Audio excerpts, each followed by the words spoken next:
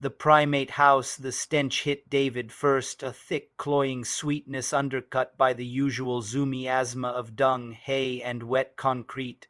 It clung to the back of his throat as he trudged towards the primate house, the pre-dawn gray leaching color from the world. Headkeeper for 15 years, David knew every sound, every smell of Metro City Zoo.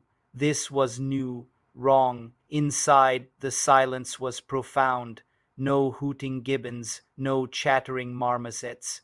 The air hung heavy and still, thick with that unnatural perfume. David flicked on the auxiliary lights. The main grid had been flickering erratically since yesterday. The dim illumination revealed the first anomaly. Spider monkeys lay curled in unnatural, boneless heaps in their climbing structures. A Bornean orangutan, old Matilda, sat slumped against the viewing glass, her intelligent eyes wide, vacant, and filmed with a strange, milky mucus. Her normally vibrant orange fur was matted and damp, glistening unnaturally. David's radio crackled weakly. David, you copy. Over. It was Jenna at the aviary. Her voice was tight. Something's wrong with the birds. Really wrong. There. Falling, not flying, just dropping. Copy, Jenna. Stay put. Seal the aviary doors. I've got something here too. His voice sounded thin in the oppressive quiet. He approached Matilda's enclosure cautiously. That's when he saw the source of the dampness. Tiny pores had opened across her skin, weeping a viscous, amber fluid that smelled overwhelmingly of decayed honey. It pooled beneath her, thick and syrupy.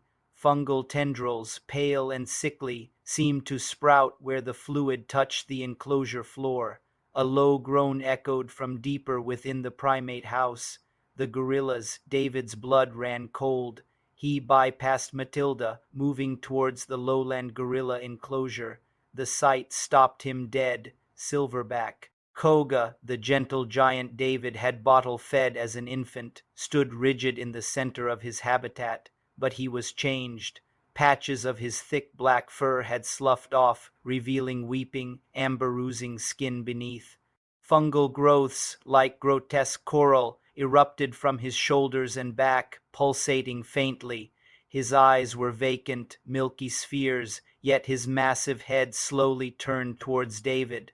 A thick strand of the amber fluid dripped from his slack jaw, hitting the floor with a heavy plop. Behind Koga, the other gorillas were worse. Some lay, twitching, their bodies seemingly dissolving into the viscous fluid.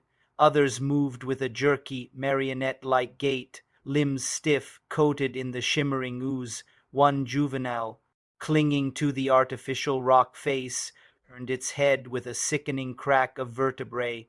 Its mouth opened in a silent scream, revealing not teeth, but a writhing mass of pale fungal filaments. Infection, the word screamed in David's mind. Not rabies, not distemper, something else, something alien. He stumbled back, fumbling for his master key. He needed to seal the primate house, contain this. As he turned, he saw movement near the baboon enclosure. A troop of Hamadryas baboons, usually a chaotic whirlwind of noise and aggression, stood unnervingly still, facing the inner corridor.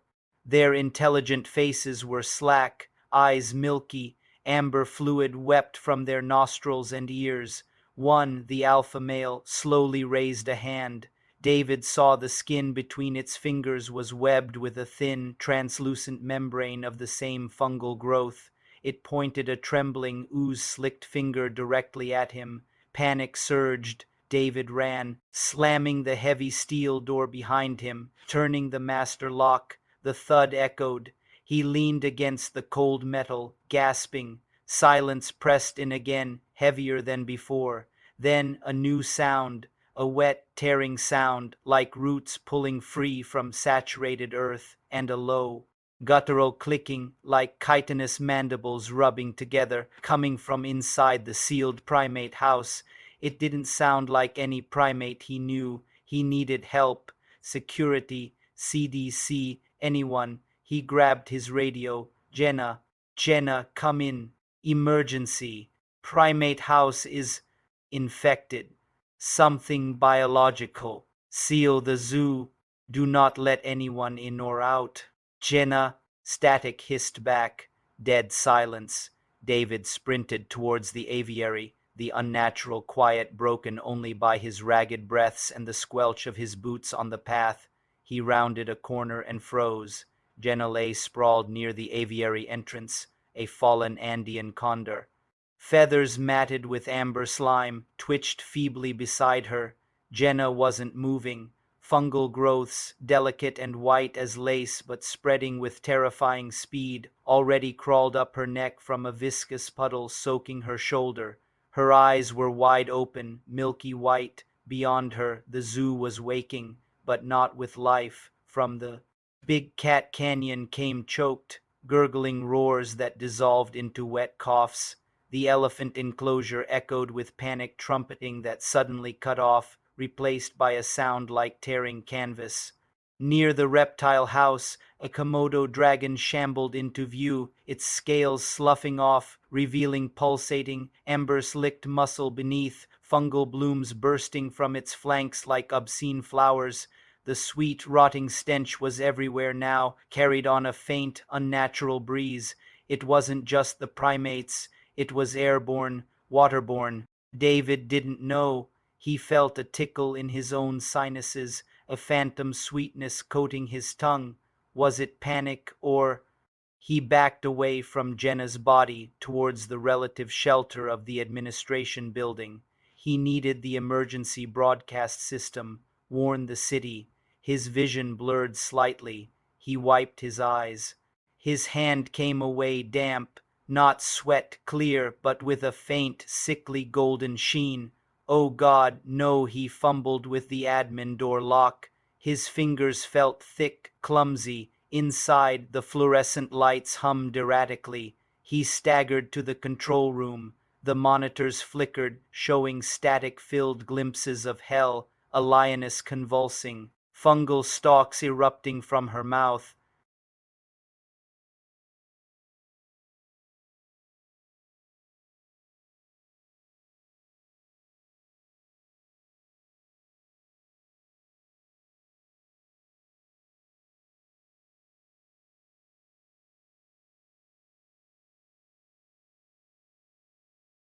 His vision swam, the world tilted. He slumped into the chair. Through the control room window, he saw movement on the path. Koga, the silverback gorilla, stood impossibly tall, his form distorted by massive fungal growths that seemed to reshape him. Amber fluid flowed freely from him, pooling and crawling across the concrete like sentient oil. Behind him, other shapes moved, twisted parodies of animals, fused with pulsating fungi, clicking and groaning. David tried to lift his hand to the microphone again, but his arm wouldn't obey. It felt heavy, alien. He looked down. The skin on his forearm was splitting, not with blood, but with delicate white filaments pushing through, glistening with golden dew. A profound lethargy washed over him, warm and inviting, like sinking into a honeyed bath. The panic receded, replaced by a detached curiosity. The clicking sound outside grew louder, rhythmic, almost communicative. He watched, detached, as the distorted form of Koga reached the admin building door. There was no handle, just solid steel. Koga, or the thing that had been Koga, pressed a massive fungal-encrusted hand against the metal. The amber fluid flowed from his palm, spreading across the surface like a living stain. Where it touched, the metal began to bubble, soften, and corrode with unnerving speed. A low hiss filled the air. David couldn't move. He could only watch as the door dissolved, revealing the towering, reshaped nightmare beyond. The sweet stench was overpowering now, filling his lungs, becoming part of him. The last thing David saw before the milky film completely covered his eyes. And the fungal lacework claimed his mind, the amber fluid, thick and alive, flowing across the control room floor towards his boots. The last thing he felt wasn't fear, but a strange, sticky embrace.